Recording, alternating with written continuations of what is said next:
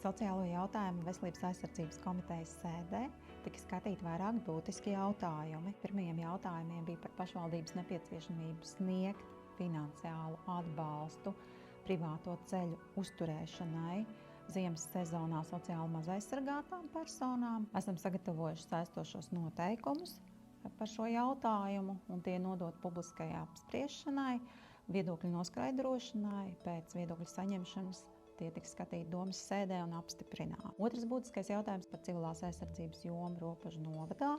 Esam identificējuši vairākas būtiskas jautājumus, kas 2026. gadā mums ir risināmi. Tā skaitā patvērtnes, īpaši patvērtnes privātajā sektorā. Izpilddirektors uzņēmies ir šī projekta vadību. Gaidīsim pēc 2 mēnešiem rezultātu.